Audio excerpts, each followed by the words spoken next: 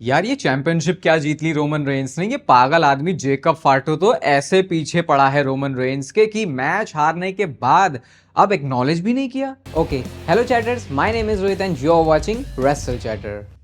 तो इस वीडियो में आज हम रिव्यू करने वाले हैं मंडे नाइट रॉ के एपिसोड को, जहां पर गुड ओल्ड स्मैकडाउन डेज की तरह आज भी मंडे नाइट रॉ पे जो ब्लड लाइन की स्टोरी है उसने बहुत अच्छी प्रोग्रेस करी है। तो सबसे पहले जो शो की स्टार्टिंग है उसमें हमको बैक स्टेज से दिखता है कि रोमन रेंस अपनी एसयूवी से बाहर निकल के आ रहे हैं और वो सीधा ही एडम पियर्स के साथ जाते हैं। एडम पियर्स के पास वो जाते हैं तो एडम पियर्स ऑलरेडी कंसर्न है जेकब फाटू को लेके, क्योंकि भाई ऑब्वियसली वो तो जनरल मैनेजर है, उनको तो और ज़्यादा प्रॉब्लम होगी इस चीज़ से कि भाई उनके ब्रांड पे क्या चल रहा है। क्योंकि भाई कोई भी चीज़ें लॉ एंड ऑर्डर के अगेंस्ट में होती हैं तो फिर जनरल मैनेजर को सबसे ज़्यादा प्रॉब्लम होती है। रोमन रेंस, मेरे को एक चीज़ समझ में नहीं आई यहाँ पे, आप मुझे एक्सप्लेन करना अगर आपको समझ में आए, कि रोमन रेंस आते हैं और उनके पास खुद का टाइटल नहीं है। वो एडम पियर्स से पूछते हैं कि भाई मेरा टाइटल का, मेरा टाइटल लेके आओ। तो ऐसा होता है क्या? मतलब मेरे ख्याल से तो चैंपियन के साथ उसकी चैंपियनशिप हर जगह जाती है। तो क्या रोमन, मतलब क्या ऐसा कोई स्टोरी में है जो चीज़ मुझे समझ में नहीं आई? क्योंकि वैसे तो भाई यूजुअल हमने यही चीज़ देखी है, जो बंदा चैंपियन होता है वो अपनी चैंपियनशिप को अपने साथ कैरी करता है। इसके बाद एडम पियर्स कहते हैं देख जेकब फाटू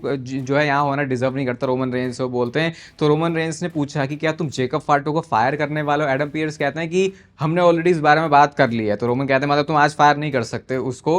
रोमन रेंस ये भी मेंशन करते हैं कि उसने मुझे अब तक एक्नॉलेज नहीं किया है, ये बता जेकब फाटू को आज क्लियर किसने किया? तो एडम पियर्स कहते हैं मतलब तुमने किया। तो रोमन रेंस कहते हैं कि अब वो उसका पिछवाड़ा भी आज मैं ही तोड़ने वाला हूँ। ऐसा करके शुरुआत में ही ऐसे शो की टोन सेट कर देते हैं कि आज बिल्कुल पीछे पड़ने वाले हैं रोमन रेंस जेकब फाटू के। लेकिन होता शो पे कुछ उल्टा ही है, उसके बारे में बात करेंगे आगे। नेक्स्ट फिर सेगमेंट आता है विजन का। विजन के सारे लोग यहाँ पे होते हैं, Paul Heyman, Bron Breakker, Austin theory और उसके साथ में लोगन पॉल। तो पॉल हेमन पहले तो तारीफें कर रहे हैं ब्रॉन ब्रेकर की, भैया क्या टैलेंट दिखाया है बंदे ने सेथ रॉलिंस के सामने। वो बोलते हैं कि अब बताओ कौन रेडी नहीं है, कैसे सेथ रॉलिंस ही रेडी नहीं था और अब सेथ रॉलिंस के बारे में हम लोग कोई जिक्र भी नहीं करने वाले। मतलब पॉल हेमन के हिसाब से हो लिया, हम सेथ रॉलिंस को हरा लिए, अब हम आगे बढ़ते हैं। इसके बाद वो टैग टीम डिवीजन के ऊपर आते हैं। ऑस्टिन थ्योरी कहते हैं स्ट्रीट प्रॉफिट्स के बारे में कि भैया क्या ये हम लोगों के पीछे पड़े हुए हैं। एक बहुत पर्सनल शॉट भी यहाँ पे था कि बियांका ब्लेयर अपने बिल सब पे नहीं कर सकती, इसलिए मॉन्टेज फॉर्ड को ऐसा करना पड़ रहा है क्योंकि वो प्रेगनेंसी की वजह से सब घर बैठी हैं। इसके बाद स्ट्रीट प्रॉफिट्स के बंदे आते हैं। देखो यही चीज़ मुझे पसंद नहीं, बहुत छोटी चीज़ है, लेकिन देखो हुआ क्या।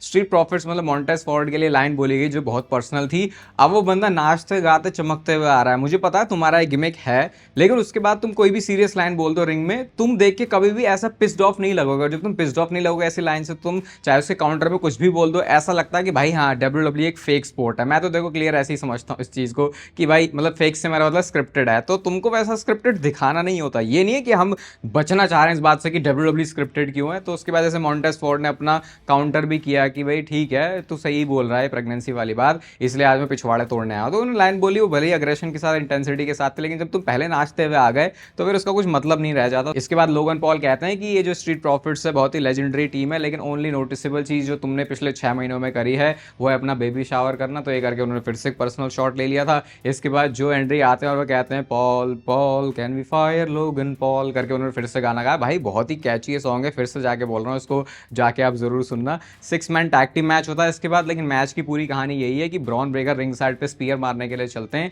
लेकिन सेथ रॉलिंस वहां पे आ जाते हैं जिन्होंने ब्रॉन ब्रेकर को फोड़ा। उसके बाद वो रिंग में जाते हैं तो ब्रॉन ब्रेकर स्पीयर मारने जा रहे थे सेथ रॉलिंस को, लेकिन वो लग जाता है एंजेलो डॉकिंस को। और फिर इसके बाद सेथ रॉलिंस ने ब्रॉन ब्रेकर और विजन सबको तो साइड लगा दिया मतलब मिलके, लेकिन जो मॉन्टेज फॉर्ड है उनको ऐसा लग रहा है कि ये सेथ रॉलिंस की वजह से मेरे भैया को स्पीयर पड़ गया, जबकि एंजेलो डॉकिंस को उन्होंने हाथ देके उठाया ही था। तो अभी ये जो प्रॉब्लम है उसको दिखाने की कोशिश हो रही है सेथ रॉलिंस और स्ट्रीट प्रॉफिट्स के बीच में, जो कि पर्सनली मैं उतना एंजॉय नहीं कर रहा। मुझे लगता है सेथ रॉलिंस और ब्रॉन ब्रेकर की स्टोरी अलग चलनी चाहिए। अब तो विजन देख के ऐसे लग रहा है कि भाई जबरदस्ती की टीम हो गई। मेरे ख्याल से पॉल हेमन और ब्रॉन ब्रेकर अगर अकेले चलेंगे तो शायद वो एक बेटर चीज होगी। इसके बाद नेक्स्ट आते हैं शो पर पेंटा, जिनके हाथ में बहुत ही रेयर हम लोग माइक देखते हैं, लेकिन आज उनके हाथ में माइक था। ईथन पेज की वो बात करते हैं कि भाई देख मैं फाइटिंग चैंपियन हूँ, ईथन पे तो जो भी कहना रिंग में आके बोल। ईथन पेज आते भी और कहते देखो कौन बोल रहा है मुंह पे आने के, मुंह पे आके बात करने के बाद, जो बंदा अपनी पूरी जो आइडेंटिटी है उसको ही छुपा के रखता है। पेंटा कहते हैं ठीक है भाई मैं डरता भी नहीं तेरे से फाइट करने के लिए, आजा लड़ ले भिड़ ले अभी मैच कर ले।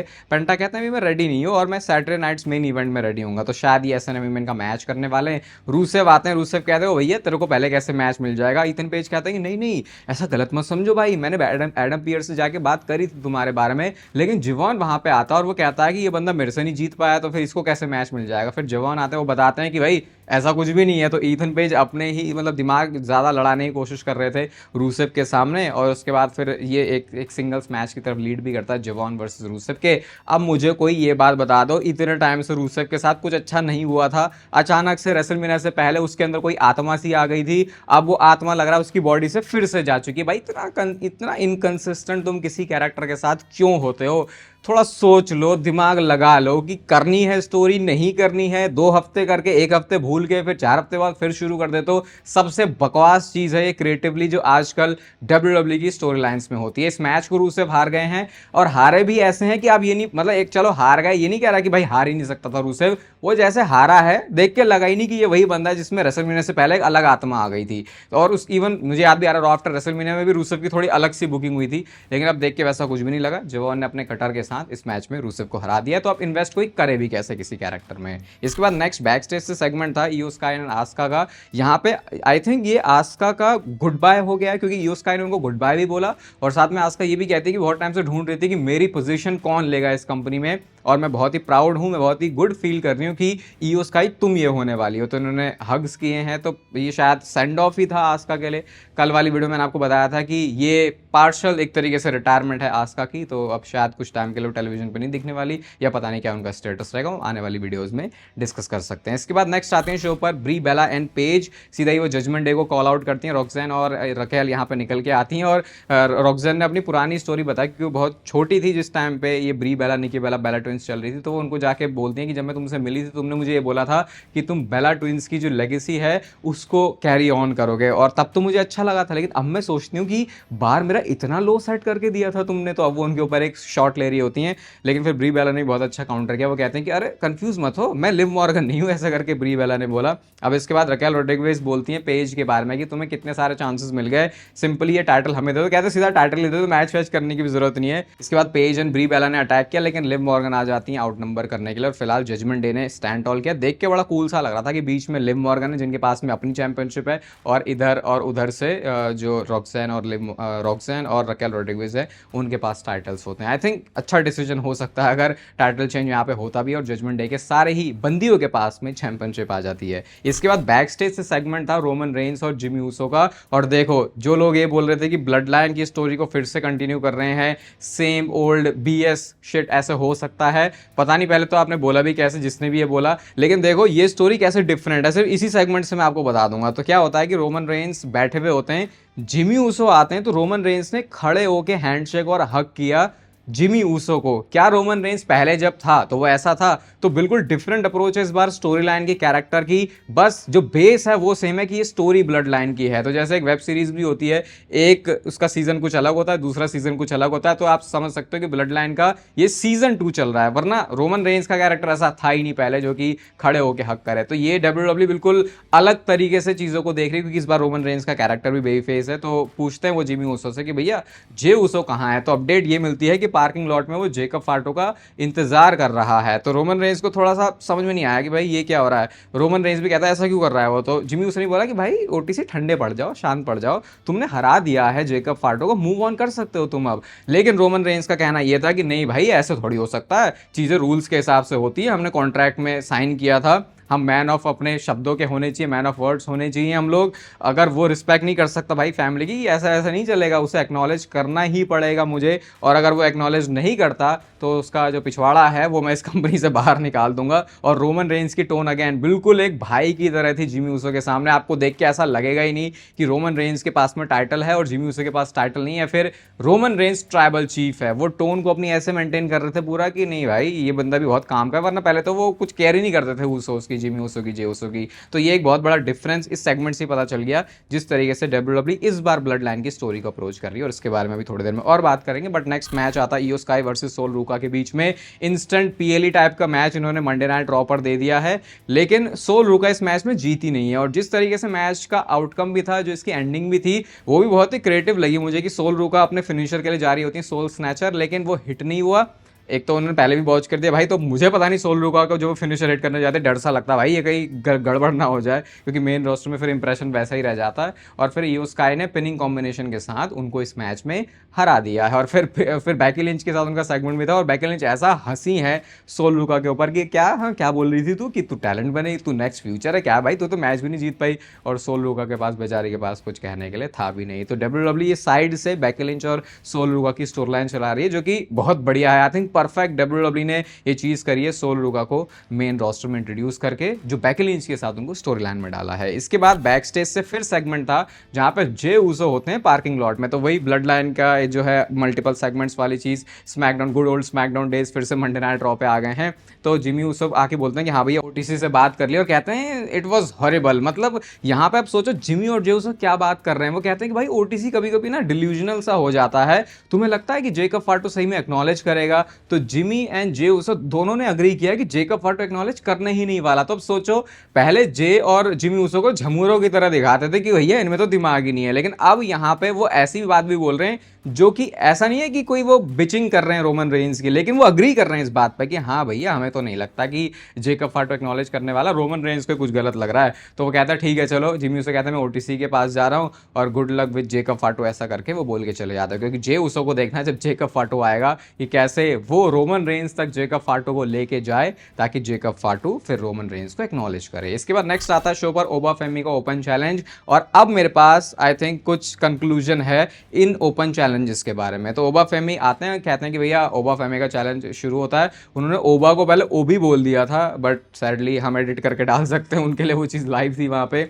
तो फिर एडम पियर्स आते हैं, कहते हैं कोई भी यार रेडी नहीं हो रहा तुम्हारे ओपन चैलेंज को एक्सेप्ट करने के लिए, तो फिर इसलिए तुम्हारा जो ओपन चैलेंज है वो कैंसिल होता है आज के लिए। ओबा फेमी का मत्था फिरा, वो बंदा गुस्से में ही जाता है बैक से। पहले तो मुझे लगा एडम पियर्स को ना फोड़ दे, लेकिन वो पीछे से निकाल के लेके आता है हुम्बर्तो करियो एंड एंजल गार्जा को। भाई ऐसे बेरहमी से लेके आए हैं ना, मतलब एक मतलब डिसरिस्पेक्ट। खैर आप कैरेक्टर वैसा बिल्ड कर रहे हो ओबा फेमी का, तो वो चीज़ आपको करनी पड़ेगी। लेकिन मैं अगर मैं एंजेलो डॉकिंस कहाँ से आ गया, एंजल गार्जा और हुम्बर्तो करियो के पर्सपेक्टिव से देखूं, भाई मुझे तो रात में नींद नहीं आती अगर मेरे साथ ऐसा हो जाता शो पे। वो घसीट के वो लेके आया, उनको उठा के पटका, फिनिशर हिट किया, बिल्कुल क्या कैसे ट्रीट किया, बिल्कुल चुंगू मुंगू की तरह उन्होंने जो है बिल्कुल पेल दिया वहां पे। और उसके बाद ओबा फेमी स्टैंड टॉल करते हैं। अब बात यह है कि भाई तुमने ब्रॉक लेसनर को हराया है, अब आई थिंक हो चुका है इनफ। अब ऐसे सिर्फ ओपन चैलेंजेस से काम नहीं चलेगा। मैंने आपको बोला भी था इसके बाद में मैं ओपन अपना बाद में फॉर्म करूंगा। अब तो आप ये जो हाइप है ना ओबा फेमी को, उसको खत्म करने का काम कर रहे हो, जो उन्होंने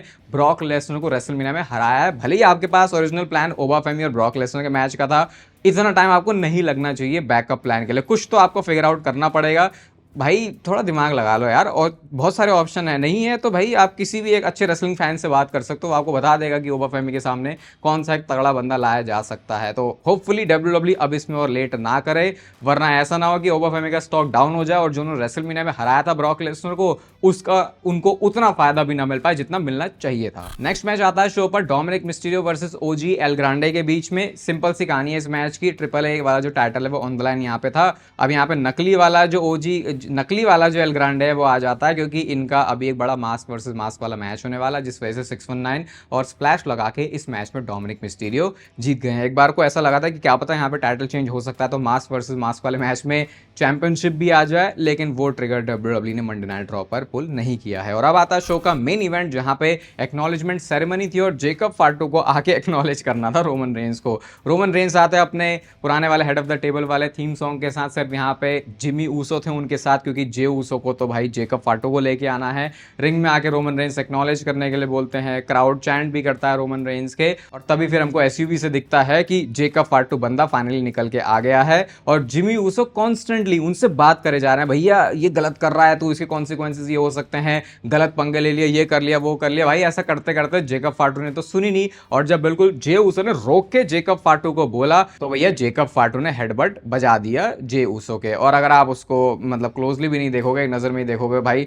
तो वो कहीं से भी कनेक्ट नहीं हुआ था। खैर उसके बारे में बात करेंगे नहीं, क्योंकि ये एक हमें सिर्फ स्टोरी लाइन के ऊपर फोकस करना चाहिए। बट हाँ, बेस्ट आप दिखाओ, या तो कैमरा एंगल सही करा करो या फिर उसको थोड़ा ऐसे कनेक्ट करा करो जो कि सही लगे टीवी पर देखने के लिए। और इसके बाद जेकब फाटू ऐसे ही माइक कैमरा में देख के बोलते हैं कि भैया तुझे क्या लगा था कि मैं तुझे एक्नॉलेज करूंगा, दम है तो एक्नॉलेज करवा ले मार मार के मुझे, ऐसा कह के जेकब फाटू ने बोला। जेकब फाटू आते हैं, जिमी ऊसो पहले ही रैंप पर थे और उसके बाद उन्होंने जिमी ऊसो को भी फोड़ा। तो क्लियर था भैया, एक्नॉलेज करना तो छोड़ो, ये बंदा बैंड बजाने के लिए आया है रोमन रेंज की। रोमन रेंज देखते हैं और रोमन रेंज का एक्सप्रेशन, भाई रोमन रेंज का एक्सप्रेशन गेम क्या मस्त है यार। मतलब माइक पे मैं ये नहीं बोल सकता कि रोमन रेंज बेस्ट है, लेकिन जो एक्सप्रेशन होते हैं रोमन रेंज के बिना कुछ बोले कहे, पता नहीं बहुत ही सटल सी चीजें होती हैं जो कि आपको एक अच्छा एक्टर बनाता है, वो तो भाई कला है रोमन रेंज ने। माइक के मामले में डेफिनेटली बहुत बेटर लोग हैं रोमन रेंज से, सीएम पंक बेटर है, लेकिन वो जो एक्सप्रेशन वाला गेम है रोमन रेंज का भाई, वो कुछ अलग ही है। उनके चेहरे से ही पता चल जाता है कि ना ये बंदा पूरा डरा हुआ है और ना ये बंदा पूरा कॉन्फिडेंट है और ना ये बंदा ऐसा दिख रहा है कि ये भाग जाएगा लड़ाई करने से। तो पता नहीं वो एक्सप्रेशन में कैसे रोमन रेंज की आ जाता है, वो जो भी है भाई उसके लिए तो तारीफें करनी पड़ेंगी रोमन रेंज की।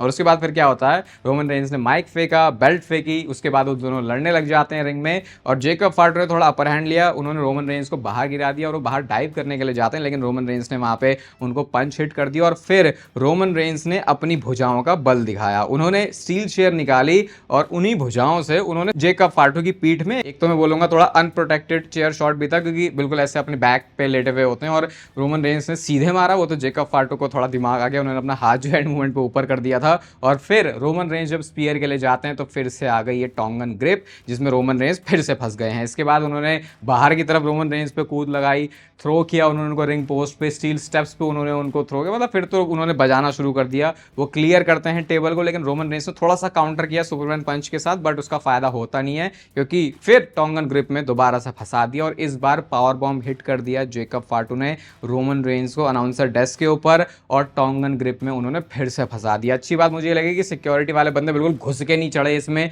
लास्ट में वो आए भाई ऐसे आप सिक्योरिटी का यूज करो, हमको फिर कोई इशू नहीं होने वाला। और फिर उसके बाद जेकब फाटू जाते हैं रिंग में और वो चैंपियनशिप बेल्ट को लिक करते हैं, क्योंकि भाई ये तो अनहिंज्ड बंदा है, तो पागल सा बंदा है। उस टाइटल को उसके बाद उन्होंने रेज भी किया और वो क्लियर एक स्टेटमेंट दे रहा है कि जेकब फाटू एक्नॉलेज तो बिल्कुल नहीं करने वाला रोमन रेंज को, उल्टा उसको ये चैंपियनशिप फिर से चाहिए। और यहीं पे खत्म नहीं होता भाई जेकब फाटू, इसके बाद वो जाते हैं और ऐसा लगा कि शायद सब कुछ खत्म हो गया है। इस बार वो भागते हुए आते हैं और ऊसोस भी थे अब वहां पे रोमन रेंज के पास में, और बैरिकेड पे जो उन्होंने घूम के अपना पिछवाड़ा हिप मारा है, बिल्कुल सब टूट फूट गया वहां पे। और अगर आप नोटिस करोगे तो रोमन रेंज की एल्बो से खून भी निकल रहा था। तो अभी तो रोमन रेंज की जो प्रॉब्लम है वो बहुत ज्यादा लंबी होने वाली है। रोमन रेंज का सिर्फ बैकलैश में जेकब फाटू को हराना इनफ नहीं है जेकब फाटू को रोकने के लिए, और लग रहा है कि रोमन रेंज की चैंपियनशिप के ऊपर सही में एक बहुत बड़ा खतरा है। आज की मंडे नाइट रॉ को रेट किया जाएगा 3.75। ब्लड लाइन के सेगमेंट्स तो भाई बिल्कुल अपना जो काम है बेस्ट वो कर रहे हैं शो पर। बाकी नेचुरल टीन का लिंक आपको मिलेगा डिस्क्रिप्शन में, आरपन वाला कोड आप यूज करोगे तो आपको प्यारा सा डिस्काउंट मिल जाएगा। नेचुरल टीन के सारे ही प्रोडक्ट्स के ऊपर अपनी हेल्थ पे, अपनी बॉडी पे, अपनी मसल्स पे ध्यान दोगे, एक आदमी हो अगर आप, तो भाई ये आपके लिए एक बेस्ट चीज हो सकती है, एक बेस्ट डिसीजन हो सकता है। इस वीडियो को यहाँ तक देख रहे हो तो इसे लाइक कर दो। ऐसे ही वीडियोस के लिए आप इस चैनल को सब्सक्राइब भी कर सकते हो, क्योंकि डेली हम यहाँ पे कंटेंट अपलोड करते हैं पिछले 8-9 सालों से। बाकी तब तक फिर लेते रहो जिंदगी के मजे।